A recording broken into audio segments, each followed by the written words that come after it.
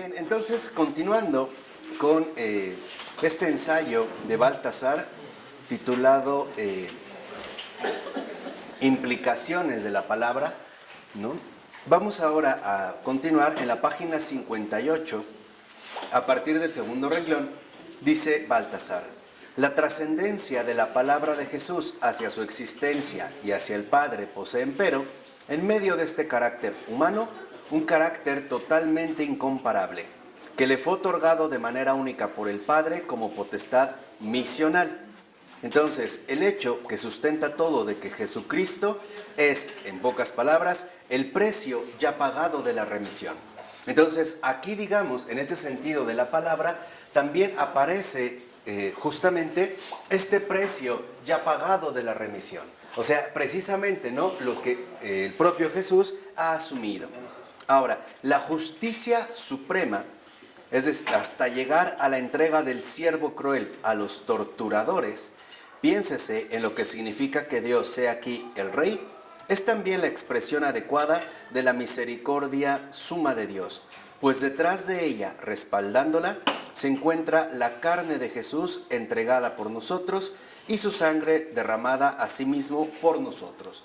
Entonces, lo que vemos es que la justicia suprema se ha dado justamente en la entrega de Jesús, ¿no?, en su carne incluso misma y en su sangre derramada. Por ello es que nosotros estamos llamados, en último término, a asumir de esta manera cómo el sentido de la palabra va adquiriendo cada vez más dimensiones mayores. Ahora, dice Baltasar en los dos últimos renglones: esta trascendencia hace desesperar tanto a la filología como a la psicología, ambas apoyadas en el dogma de la encarnación total, según el cual en el ámbito de la humanidad de Cristo, todo ha de acontecer completamente a la manera humana, exigen un espacio provisionalmente libre de esa trascendencia a la singularidad, pero este espacio no existe. O sea, lo que realmente nos dificulta el acceso a este misterio es que nosotros lo quisiéramos contemplar según las medidas puramente humanas. En el caso, por ejemplo, de la filología, al estudiar la Escritura, o de la psicología, al acercarse a Jesús. Y dice: y por ello, ambas ciencias solo pueden dictar sus juicios y sus interpretaciones si son ellas mismas, a más profundidad, las juzgadas. Entonces, lo que vemos es que, en pocas palabras, no son las ciencias, por ejemplo, filológicas o psicológicas, las que juzgan a Jesús, sino que es el mismo Jesús el que juzga estas posturas. ¿Por qué? Porque este juicio que Jesús establece consiste en recordar que no podemos asumir el misterio de su realidad a partir de las simples medidas humanas. Y esto es lo que exaspera a mucha gente: el hecho de que la realidad de Jesús, el sentido de la palabra, escape a estas propias dimensiones. O sea, que en último término, tal parezca que este acontecimiento no pierde de ninguna manera su carácter auténtico de misterio. Por eso dice dos renglones abajo: lo único que cabe preguntar es si, una vez que han percibido que en su conjunto se encuentran sometidas al juicio de la palabra que ellas intentan juzgar, no tienen que empezar otra vez de nuevo, desde el principio, es decir, en la fe. Entonces, lo que vemos es que la fe no excluye para nada el desarrollo científico del hombre, pero tiene que recordarse que la fe es el principio sustancial para entrar en comunión con el misterio. Podríamos decir nosotros, el misterio, en este caso, ¿no?, la palabra,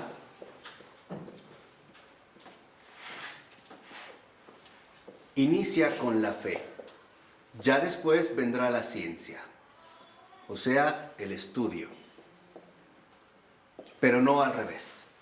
Cuando nosotros queremos únicamente poner en marcha nuestras capacidades humanamente intelectuales a través de diversas ciencias, las ciencias históricas o psicológicas o filosóficas o psicológicas, pero sin partir del principio de la fe, porque se trata de un acontecimiento de fe, de un misterio, entonces los resultados obtenidos son completamente erróneos.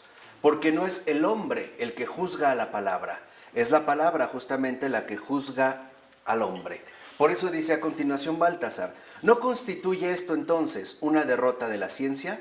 ¿Y no resulta con ello la teología una ciencia ridícula en el coro de las facultades? O sea, ante la desbordante manifestación de este misterio, tal parece que entonces la teología aparecería como un intento humanamente ridículo de abordar este misterio y por lo tanto como un ámbito inaceptable en el coro de las facultades, o sea, en el ámbito de los estudios. Dice, aguijoneados por este miedo, los teólogos se refugian en una teoría de dos pisos, por así decirlo. En el piso inferior está el Jesús de la historia, que es analizado filológica y psicológicamente hasta el final. Y en el piso superior se cree de manera eclesial, comunitaria y existencial en la palabra de Cristo como Hijo del Padre. O sea, ¿a qué es a lo que nos lleva finalmente esta postura que pretende imponer las medidas humanas a la comprensión del misterio, a dividir la propia realidad de Jesús? Entonces, para hoy en día, por ejemplo, dentro de este mismo transitar, parecería que nos resulta muy fácil hablar del Jesús histórico, como si pudiéramos hablar de una persona más que apareció en un determinado momento de la historia y que para nada nos compromete con el Cristo de la fe, ¿no? O sea, como si se tratara de dos ámbitos diferentes y cada uno escogerá el que mejor le parezca. Por eso exclama Baltasar, como si en Jesús quedase algo que fuese humanamente comprensible si no se lo interpreta de antemano como expresión de su misión y de su personalidad divinas. O sea, quien quiera comprender a Jesús solo en términos humanos, lo malentiende.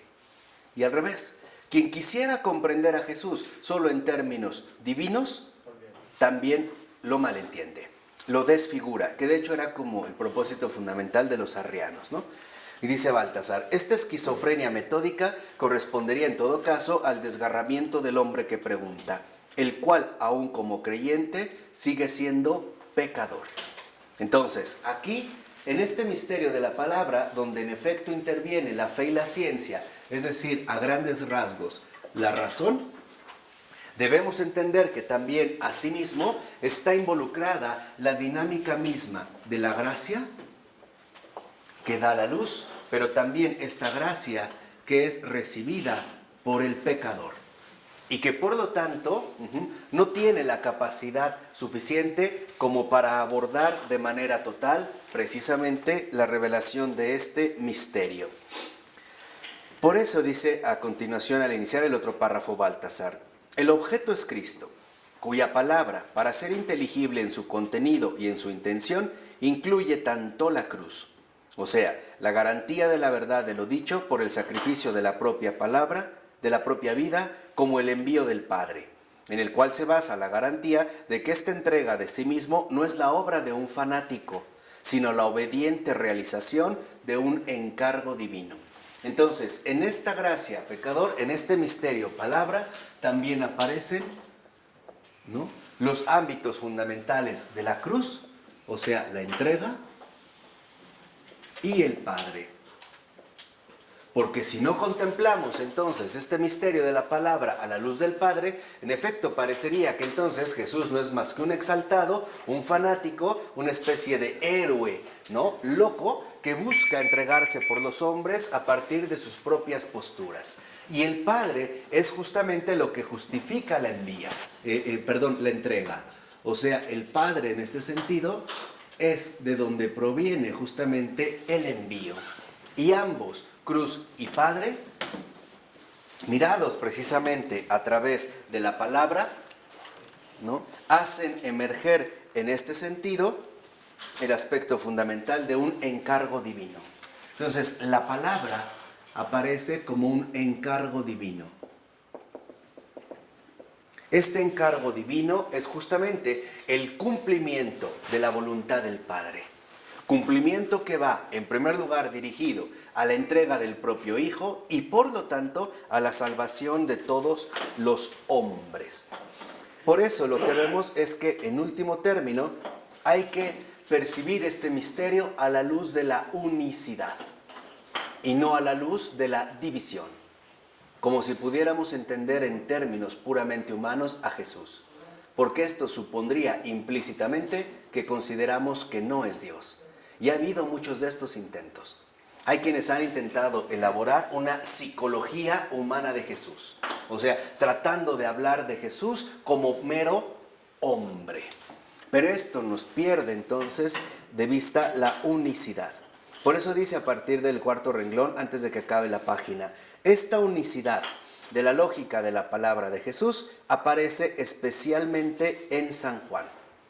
Y lo hace con una formación pura, casi abstracta y científica. Se traza con ella una clara diferenciación entre la argumentación primaria de la verdad de la palabra y la construcción auxiliar secundaria. La argumentación primaria descansa en el hecho de que la conexión analítica existente entre la verdad de la palabra, por ejemplo, yo soy la luz del mundo, yo soy la resurrección, y la entrega de la carne y la sangre es considerada evidentemente en ambos casos como obediencia al Padre, y por ello como acto de revelación del Padre que se revela a sí mismo. Esta visión conduce luego directamente a la fe y brota a su vez de ella en una identidad viva y misteriosa. Entonces, este encargo divino, la revelación del misterio, en efecto, se manifiesta como pura obediencia. Allí está el encargo divino. Dicho de otra manera, la palabra es el envío del Padre que atraviesa la cruz para llevar a cabo este cumplimiento de obediencia. Y esta obediencia no es precisamente el obedecer, a una especie de intento de sufrimiento sin más, de sufrimiento aislado, sino que en realidad esta obediencia es lo que conduce a la salvación de los hombres, que es justo lo que la palabra lleva a cumplimiento. La voluntad del Padre es que todos se salven, y el Hijo obedece esta voluntad, aunque esta voluntad implique, por ejemplo, la cruz, ¿no? Ahora, no podemos dejar de lado el hecho de que, por ejemplo, debido a algún tipo de debilidad espiritual, nosotros tengamos cierta resistencia a la verdad. Entonces, aquí entendemos un aspecto fundamental de la incomprensión del misterio, nuestra resistencia a la verdad. ¿Y qué es en este sentido la resistencia a la verdad? Precisamente la opción que damos al pecado como centro de comprensión. Dicho de otra manera, cuando nosotros optamos por el pecado, quiere decir que entonces nos resistimos a la verdad.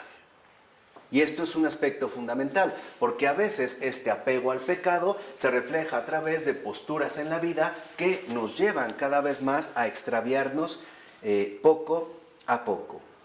Por eso nosotros tenemos que darnos cuenta de lo siguiente, ¿no? Todos nosotros estamos llamados a vencer esta resistencia a la verdad. ¿Cómo? A través de un verdadero crecimiento espiritual. No significa que dejamos de ser pecadores, significa que abandonamos el pecado como centro de nuestra vida. Y esa es una cosa muy diferente. No significa que nuestra condición de pecador desaparece, significa que el pecado no es ya lo que mueve nuestra vida, no es, el principio motor de toda nuestra existencia. De tal manera que entonces, como dice más abajo Baltasar, la prueba abayazadoramente clara que Dios da a los menos inteligentes, y todos nosotros pertenecemos a esta clase, es la proporción existente entre la antigua y la nueva alianza. Dice, por ejemplo, ¿no? Pertenece a la soberanía del Hijo de Dios que todo lo cumple el colocar en el segundo plano esta dimensión de la historia de salvación. El Hijo de Dios no quiere ser deducido de lo que Él mismo no es. Entonces, ¿qué significa esto? Que nosotros no podemos deducir a Jesús partiendo de lo que Él no es. Por ejemplo, partiendo del hecho de aceptar que no es verdadero Dios y verdadero hombre. Y por lo tanto, dejándonos llevar por la sutil predicación de una postura homoiousiana, o sea, de cierta semejanza, ¿no? De cierta proximidad, casi como, pero no lo es, negándolo en este sentido en el fondo. Dice, pues Él mismo es la verdad, que posee en sí toda evidencia, y esta verdad no está orientada a ninguna comparación, fuera de la comparación de sí misma consigo misma. O sea, esta salvación de los hombres en este encargo divino no es más que la comprensión que aquí justamente lo que se ha dado es la manifestación de la verdad. Una verdad que no acepta comparaciones posibles. Por ejemplo, cuando a veces se ha intentado llevar a cabo una cierta comparación entre Jesús y Sócrates, o entre Jesús y Buda. Yo recuerdo un libro bastante nefasto de Eduardo Schure, Los Grandes Iniciados, donde ponen en un mismo paquete, en un mismo costal, a Jesús, a Zaratustra, a Confucio, a Buda, etc. Entonces tratando de establecer comparaciones. ¿Por qué? Porque estas comparaciones lo único que en realidad promueven es que nosotros nos apartemos de la verdad. Dicho de otra manera, Jesús solo se puede entender a partir de Él mismo y no de otra cosa ajena a Él. Por eso, incluso lo que vemos es que necesitamos nosotros desarrollar una fina percepción. O sea, finalmente necesitamos nosotros elevar toda nuestra condición para estar dispuestos a acceder a esta verdad, sin ciertas comparaciones que, al parecer, nos ahorren el esfuerzo, ¿no? O nos ahorren en este sentido el compromiso. Dice, al iniciar el párrafo de la 61, el segundo, es preciso subrayar que incluso el ver las armonías de los dos testamentos, como menciona Charlier, un teólogo, es algo que rebasa claramente la capacidad del método filológico y psicológico, aun cuando ambos métodos nos prueben tales armonías. Cabría decir, por desgracia, con demasiada claridad. O sea, incluso la armonía de estos dos testamentos no puede ser establecida de una manera definitiva y completamente clara. Dice a continuación, si existiese un presupuesto natural para captar esta lógica de la revelación, tal presupuesto no sería, por cierto, el ojo biselado del detallismo filológico, sino más bien la capacidad de percepción estética de las figuras, el sentido para las proporciones de conjunto, para los pesos específicos, no solo en el ámbito de la realidad sensible, sino también en el ámbito de la realidad espiritual. Los grandes hombres de espíritu que aquí aprendieron de manera central su teología, por ejemplo, Ireneo, Orígenes, con su poderoso influjo sobre el Oriente y el Occidente, Agustín, Ruperto, Pascal, Newman, poseen todos ellos la mirada estética, en el sentido mejor y menos sospechoso de la palabra. Entonces, esta percepción fina nos lleva a entender que la verdad es espiritual. Y esta dimensión espiritual es justo la que nos lleva a nosotros a desarrollar esta percepción fina que les comenté, esta estética, esta sensibilidad, digamos, para lo invisible.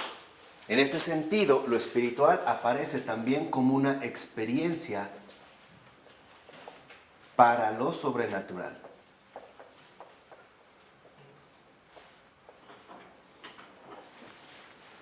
Esta experiencia para lo sobrenatural que nos lleva a entender la verdad en su realidad profundamente espiritual, o más bien en su realidad profundamente simbólica. Por eso dice a continuación Baltasar, esto no significa, desde luego, que aquí pudiera cultivarse, fuera de la fe, una estética bíblica que llegase a resultados objetivos. Significa sencillamente que para la comprensión de fe, Dios apela a la capacidad total de conocimiento del hombre. Entonces, esta experiencia para lo sobrenatural exige la capacidad total del hombre.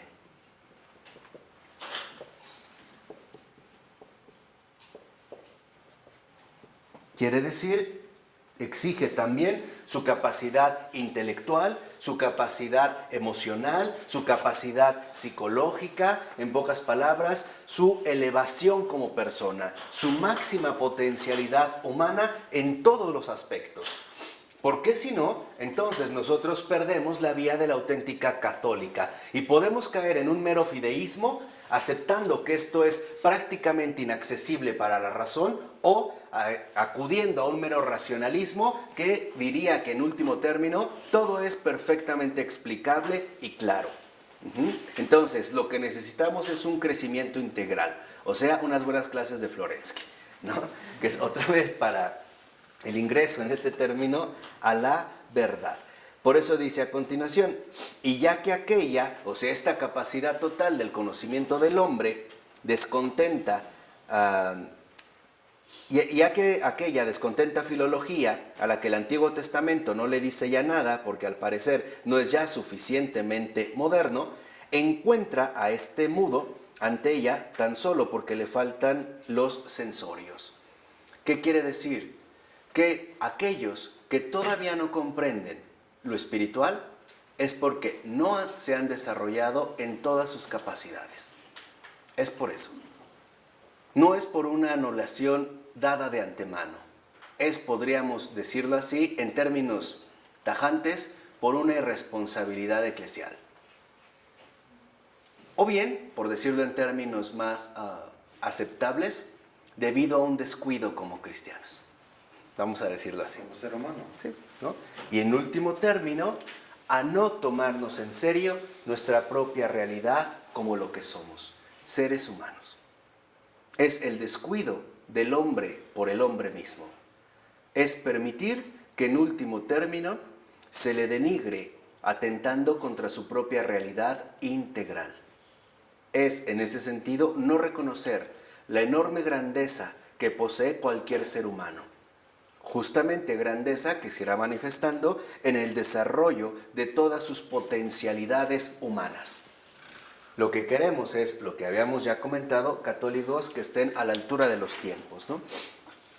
Por eso dice a continuación al iniciar el otro párrafo Baltasar, lo grandioso en la lógica del fenómeno de Jesús, aquello que a lo largo de la historia entera de la Iglesia y del mundo ha venido destruyendo, con una ironía verdaderamente divina, todas las astucias de sus enemigos, es que el fenómeno mismo no da lugar a la alternativa de hijo de Dios o mero hombre de categoría religiosa sublime, que es lo que les había dado, ¿no? O sea, en primera, que tal parece que si seguimos los meros presupuestos humanos, tenderemos a reducir a Jesús a la categoría de un hombre religioso sublime, o incluso, como le han llamado, uno más de los grandes fundadores de religiones, en el mismo equipo, por ejemplo, de un Mahoma, o de un Buda, o de algunos otros, y algunos otros contemporáneos que estarán muy interesados en entrar a formar parte de este grupito, ¿no? De los grandes fundadores de religiones modernas, ¿no? De la cienciología y todas estas cosas que andan por ahí. O bien, asumir finalmente que en último término esta experiencia para lo sobrenatural que exige... Perdón, ¿por qué no me dijeron que me equivoqué? ¿Sí es con G o con J? No, está bien. Que exige la capacidad total del hombre, nos lleva a reconciliarnos con la realidad sobrenatural. Nos lleva realmente a recuperar nuestra verdadera dimensión trascendente, sin tratar de seguir aferrados a nuestros propios criterios humanamente limitados. Por eso, dice a continuación Baltasar, por el contrario, es preciso resignarse incondicionalmente a otra alternativa. Hijo de Dios o invención alucinante de una comunidad entusiasta. Cosa que ya se dijo. Y ver la cuestión acudiendo a lo de genio religioso, a una comunidad entusiasta. Y también, o sea, o Jesús es hijo de Dios o es un psicópata. Ahí entraría la alternativa. O sea, realmente es hijo de Dios y por lo tanto, ¿verdad? ¿O no es más que un loco exaltado que terminaría apareciendo a nuestros propios ojos como un auténtico psicópata, ¿no? ¿Cómo acceder a la cruz? Dice el siguiente: el que imagina poder resolver la cuestión acudiendo a lo de genio religioso no ha leído desde luego jamás objetivamente el Nuevo Testamento.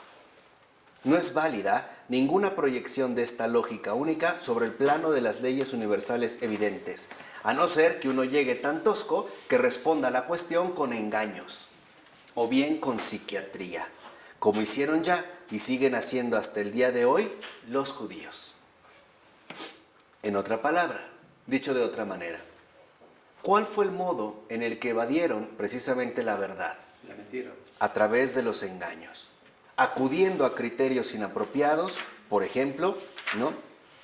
Como acudiendo a aspectos psiquiátricos, este es un endemoniado, una alteración psíquica interna, o bien con engaños.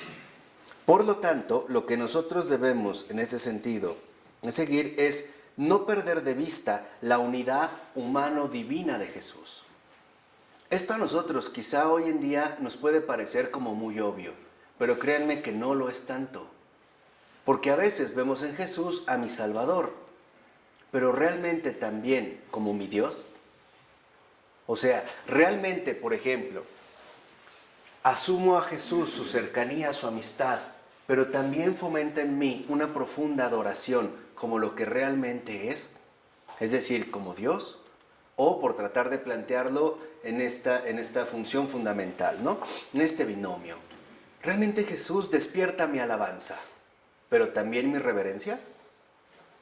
¿Realmente despierta en mí mi confianza a partir de su cercanía, pero también mi adoración?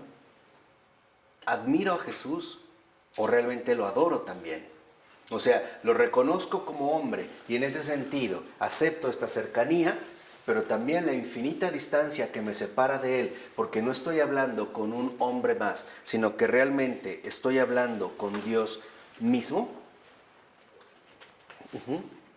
Por eso, como dice Baltasar, la unidad humano-divina de Jesús, es una visión tan usual como desacostumbrada. Y en efecto, hoy la usamos todo el tiempo, pero ya nos hemos desacostumbrado a estas exigencias mismas. O sea, la verdad es la unidad humano-divina de Jesús.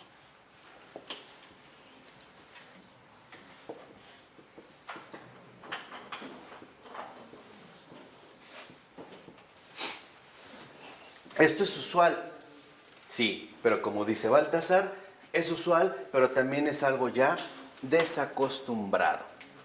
Dice, así como no hay en Jesús nada humano, no nos referimos naturalmente a los meros actos humanos, ¿no? Que no sea lenguaje y expresión de lo divino, tampoco en él hay nada divino que no sea transmitido y revelado por el lenguaje de su humanidad. Esto es cierto no solo con respecto a los actos de la vida pública, a la predicación, las fundaciones, la pasión y la resurrección, sino igualmente con respecto a los actos ocultos de su oración al Padre, de su obediencia, de su amor al Padre hasta la muerte. ¿Qué significa esto? Que en ningún momento de su existencia en la tierra, Jesús dejó de ser un hombre y tampoco dejó de ser Dios. Desde el principio hasta el final, siempre está presente en él esta unidad humano-divina de Jesús. Esta unidad humano-divina de Jesús es justamente la que lo manifiesta como lo que es, Hijo de Dios. Verdadero Dios y verdadero hombre. Ahora, dice Baltasar en la 63, a partir del cuarto renglón. Nosotros, en este sentido, tampoco podemos referirnos a una noción abstracta de hombre, como también hoy en día, al parecer, nosotros lo mencionamos, ¿no? Cuando hablamos del hombre, por ejemplo, en general, lo hablamos en términos abstractos, sin atender a su realidad concreta. Entonces, lo que tenemos que reconocer es que Jesús fue una persona concreta, fue una realidad enteramente concreta, en este sentido humana, con todos los aspectos humanos, debilidades, ¿no? limitaciones, etcétera, que esto trae consigo.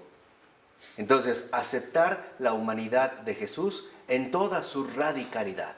Pensemos, por ejemplo, ahorita en dos detalles muy particulares. Dirijamos ahora nuestra atención hacia los pies de Jesús. ¿Cómo habrán estado? Lastimados. Piensen nada más en estos pies, las manos. Caminar tanto, ¿no? Con sandalias, pues, que las tenía, con esta tierra, con estas piedras, los cambios climáticos. ¿Y cómo habrán estado los pies de los apóstoles cuando los lavó? ¿O los mandó a hacer pedicure?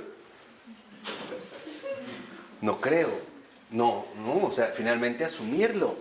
Ahora, piensen también los olores de Jesús después de estar con la multitud. ¿Se acuerdan que el Papa Francisco habló de que los pastores deben tener olor de oveja? Es lo mismo que Jesús. Después de haber curado un paralítico, de haberlo tocado, los tocaba, ¿no? Se acercaba. ¿Qué aromas podrá haber tenido? E incluso, ¿no habrá tenido también de cierta manera piojos? ¿O no? ¿O les escandaliza? ¿No? También es llamado a compartir toda esta condición humana y especialmente la condición humana en su manifestación más baja. En la condición, vamos a decirlo así, más deprimente, más en este sentido deplorable. Por eso hay que atender a todos los detalles fundamentales de esta realidad humana. No solo decir, bueno, tuvo hambre, sueño, enojo, contento, gracia, no, sino todos los gestos que esto conllevaría en la vida cotidiana, ¿no? Imaginen los olores también de los que de repente se impregnaba al estar con esta gente. Para empezar, recuerden que el baño no era algo tan frecuente. Y los modos de aseo tampoco estaban como tan enfatizados como ahora. Entonces, pensar también en estos aspectos, ¿no? En los aspectos concretos. Porque el Hijo de Dios es una realidad concreta. O sea, es una persona concreta. En todas sus dimensiones.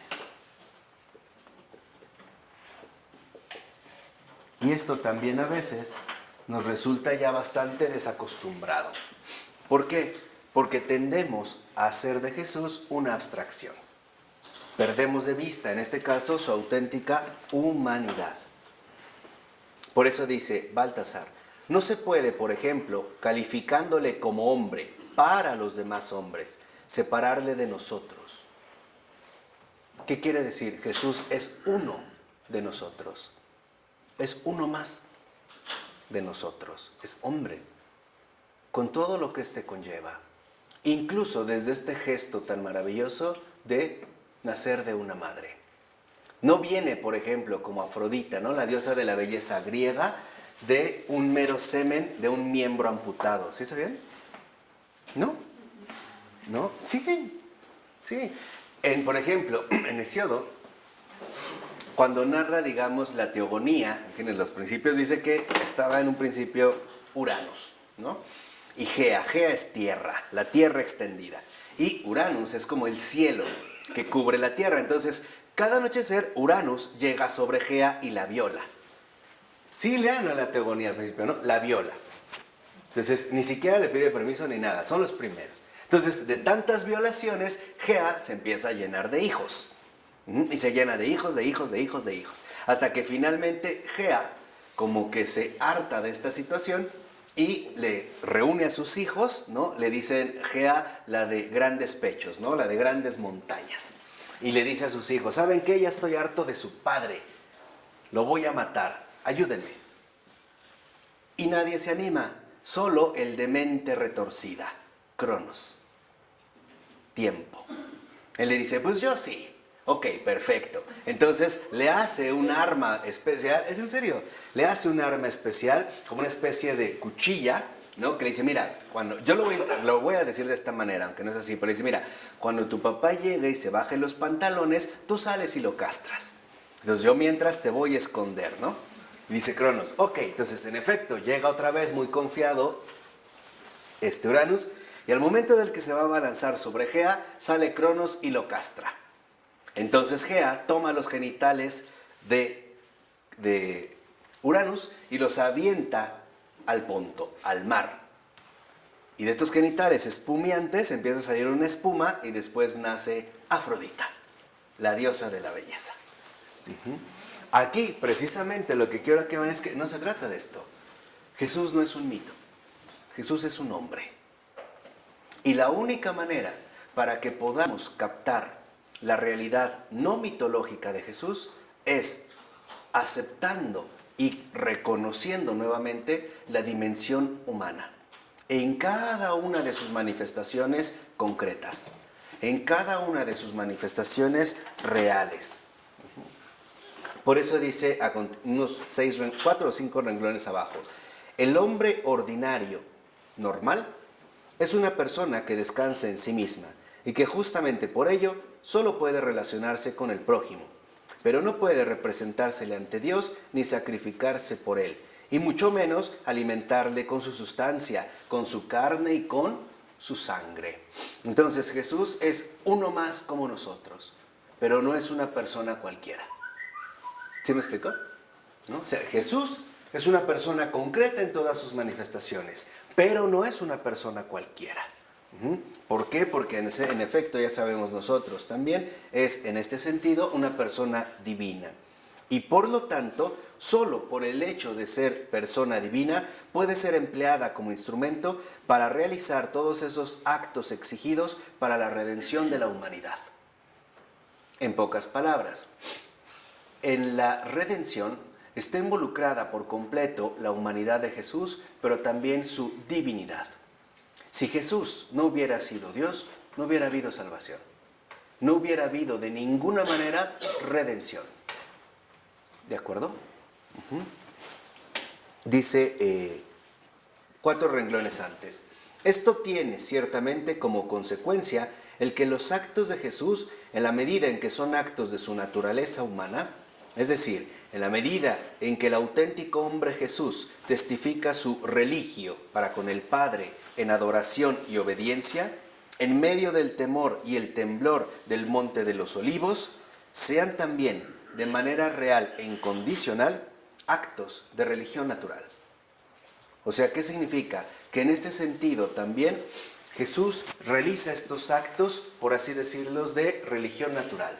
O sea, los realiza también como verdadero hombre. Estamos aquí sintiendo en este sentido de la palabra como una palabra verdaderamente humana.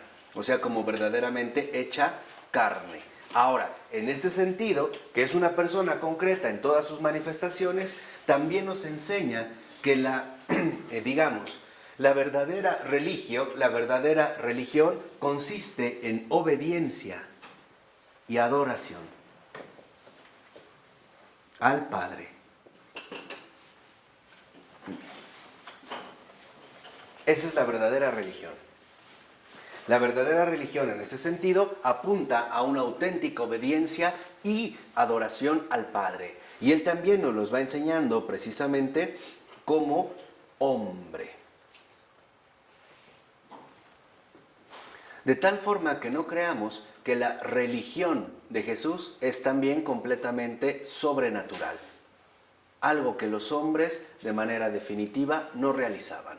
Por ejemplo, hay 3 gestos muy fundamentales en la religión de Jesús, que es una religión de hombres, humana, ¿no? En este sentido, como religión natural. Primero, siempre empezar ¿con qué? No, con una acción de gracias. Siempre, ¿no? Jesús dio gracias al Padre o inició una acción de gracias. Ese es el primero. Siempre empezar por la gratitud. Y después,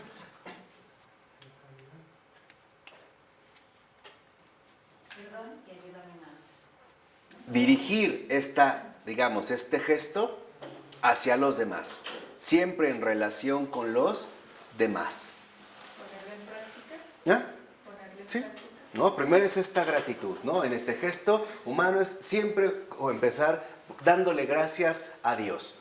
¿Qué es lo que mucha gente también sigue haciendo? ¿No? Le damos gracias a Dios por esto, por un día más, por una pizza, porque a veces es más difícil darle gracias por una diarrea o cosas así. El hago para qué en toda nuestra realidad humana, ¿no? Y segunda, también en este sentido en el que se dirige esta acción hacia los demás, teniendo presente a los demás y no a sí mismo. Y por último, también en la búsqueda de que los demás también entren en esta acción particular. Que los demás también participen. Acuérdate, ¿no? Que todos, Padre, que todos seamos uno, como tú y yo somos uno. De tal manera que dentro de esta religión de Jesús, dentro de esta perspectiva natural, no hay cabida para la subjetividad aislada. No se trata de aislarse, de quedarse con el Dios a mi medida. Pues yo sí creo en Dios a mi medida, y pues bueno, le hablo, le pido, le digo, Él sabe, Él me conoce. ¿De qué Dios se trata? Porque si en realidad fuera Dios, la prueba clara que nos mostraría que en verdad es Dios es que quisiéramos que todos más los conocieran. Y ni siquiera lo podemos darlo a conocer. ¿Qué Dios es ese? Por eso les decía, es el Dios de la impotencia, ¿no? El Dios resumido a una sola persona en privado, ¿no? Como si se tratara de algo privado. Por lo tanto, lo que también debemos de reconocer es que incluso Jesús, superando aquellas formas semidivinas y aquellos fundadores de religiones, tendría que haber aparecido, por el contrario, con actos enteramente sobrehumanos. Y no obstante, en Jesús no es así. En Jesús, en efecto, todo comienza bajo la forma humana. Incluso bajo esta forma humana llena de vulgaridad, humildad, bajeza y sociabilidad. Entonces, lo primero que vemos es que, en efecto, el rasgo distintivo del Hijo de Dios es la sociabilidad, con todo lo que ello involucre. Por ejemplo, ¿no? Con toda la calidad inoportuna de muchas personas, ¿no? Con toda la exigencia o desgaste que involucra la sociabilidad y no el aislamiento. Nosotros vemos a veces como, en efecto, subió al monte a orar, pero en esa oración no va como a tomar respiro de los demás. Va a dirigirse al Padre, que como Él mismo nos los enseñó, es el Padre nuestro. Es en este sentido el Padre de todos. De tal manera que incluso la oración de Jesús es una oración social. Es una oración en común. Es una oración humana. En su verdadera, digamos, configuración. Y entonces, lo que también veremos es, en este sentido, si esto fuera, ¿no? Jesús hubiera tenido que realizar actos sobrehumanos, sobrenaturales, a los que la naturaleza humana corriente no llega y que ni siquiera habría conseguido ver. Ahora, la invitación a seguirle solo habría podido basarse en un malentendido, y los 12 habrían debido apartarse de él lo más tarde, cuando se les hizo esta pregunta liberadora. Fíjense, ¿sí entienden lo que vamos siguiendo? ¿O no? ¿Sí? Cuando se les hizo esta pregunta liberadora, ¿también vosotros queréis marcharos? Ahí era la oportunidad de los 12, si esto hubiera sido un fraude o algo enteramente sobrenatural que no estuviera a su alcance, de decir sí. Dice, en la que se preguntaba por la posibilidad sencillamente sobrenatural de convertir su carne y sangre en alimento de todos.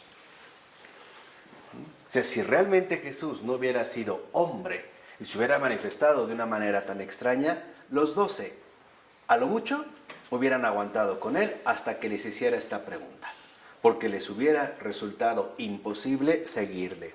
Dice, naturalmente, ni en sueños pensaban imitarle en tales actos incomprensibles. Y Jesús no les invitó a hacer exactamente lo mismo que él. Sin embargo, Jesús no entendía su seguimiento como la realización, en una esfera distinta, adecuada a la humanidad de ellos, de un mero reflejo de su acción. A pesar de que subrayaba mucho la unicidad de su ser hijo, entendía, sin embargo, este seguimiento como un seguimiento identificador. Entonces, lo que vemos es que, en efecto, el seguimiento de Jesús consiste prácticamente en la identificación con Él. Este es el seguimiento a Jesús. Seguir a Jesús no significa asumir la misma realidad de Jesús. ¿Por qué? Porque Él no solo es hombre, también es ¿qué? Dios. Y por lo tanto, el primer paso del seguimiento es identificarnos con Él como hombre, como lo que es. Empezar a seguir sus pasos visibles hasta seguirlo en estos pasos invisibles. Ir, digamos, atravesando con Él finalmente esta cuestión. Por ello, lo que vemos también es que cuando Jesucristo realiza como hombre actos de religión, este como hombre significa que al realizarlos no es solo prototipo, sino también modelo. ¿Qué quiere decir? Que ahora Jesús también nos está enseñando como el modelo en lo que consiste la verdadera religión. Y es lo que habíamos mencionado, la obediencia y adoración al Padre. Obediencia y adoración que se verán plenamente confirmadas en nuestra relación con los demás. Es decir, la religión de Jesús en este sentido consiste en el cumplimiento del primer mandamiento y del segundo mandamiento. Nos enseña la manera de vincularnos con Dios, pero también la manera de vincularnos y relacionarnos con los demás. Es decir, en este sentido con el prójimo. Y ya sabemos que este modo es precisamente la caridad. De tal forma que entonces lo que vemos en este sentido es que al iniciar la 65, en el segundo párrafo, la energía elevadora, transformadora y creadora de la gracia hace que solo pueda existir una analogía entre la religio, que corresponde a la naturaleza humana en cuanto tal, y la religio, que se le hace concretamente accesible a esta naturaleza por la síntesis de la gracia redentora. Entonces lo que vemos es que la religión de Jesús no es una religión enteramente sobrenatural, pero tampoco es una religión enteramente natural, es decir, humana.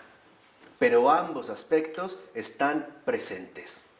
De tal manera que nosotros no tenemos excusas para no poder seguirle. No tenemos en este sentido excusas como para decirle que ha hecho algo incomprensible o que simple y sencillamente nos resulta inalcanzable. Pero tampoco tenemos excusas para no seguirle más allá, diciéndole que solo nos limitamos a cumplir lo que humanamente está a nuestro alcance. Que eso es justamente uno de los problemas fundamentales. Por eso habíamos preguntado, ya con esto voy a terminar, si para nosotros realmente Jesús es Dios o solo un hombre, un iluminado, un genio, un fundador de religiones. Porque si para nosotros realmente Jesús es hombre y Dios, algo es claro. Toda nuestra vida empezará a destilar poco a poco la presencia divina de Jesús. Empezaremos literalmente a percibir que Dios sí es Él y que Él está obrando de una manera extraña para los hombres, pero sin negar en ningún momento la realidad humana. Dicho de otra manera, si para nosotros verdaderamente Jesús es hombre y Dios, si para nosotros Jesús realmente es el Hijo de Dios, algo es seguro, seremos santos. Porque entonces la santidad es imposible de no darse. Cuando comprendamos que el verdadero Dios y verdadero hombre es el que justamente está en el corazón de cada uno de nosotros, entenderemos que la santidad es inevitable. De hecho, sería, por así decirlo, la consecuencia más natural de estar en una íntima unión con el Santo de los Santos, con el amigo de todos los hombres. Pidámosle al Señor que así sea. Y a Baltasar que también interceda por nosotros. Y a Delubac también, que son amigos. En nombre del Padre, del Hijo y del Espíritu Santo. Amén.